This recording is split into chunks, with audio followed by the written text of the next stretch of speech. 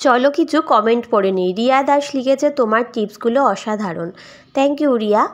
এরপরে কমেন্ট করেছে বাণী মতিলাল, খুব ভালো লাগলো ও অনেক কিছু শিখতে পারলাম। Thank you. মিনতি চক্রবর্তী লিখেছেন বাহ খুব সুন্দর লাগলো।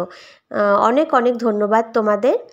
এরপরে একজন কমেন্ট করেছে বাবলি দে, খুবই উপকার পেয়েছি তোমার আগের ভিডিওগুলো থেকে, এটা তো করবই আমি। থ্যাংক ইউ বাবলি এত সুন্দর একটা রিভিউ দেওয়ার জন্য।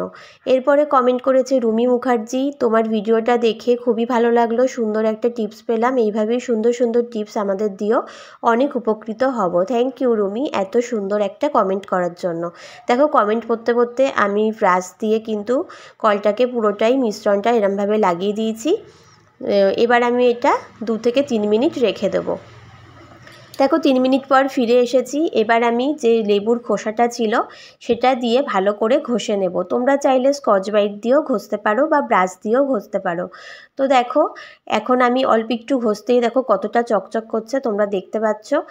আর তোমাদের যত পুরনোই কল হোক না কেন, যতই জং ধরা কালো হয়ে যাওয়া অপরিষ্কার ট্যাপ বা কল হোক না কেন, এই পদ্ধতিটা যদি ঠিকঠাকভাবে তোমরা অ্যাপ্লাই করো তাহলে কিন্তু তোমাদের কলগুলোও কিন্তু বাথরুমের কল বা বেসিনের কলও কিন্তু একদম চকচকে পরিষ্কার করবে, পরিষ্কার হয়ে যাবে, এটা কিন্তু তোমাদেরকে কথা দিলাম।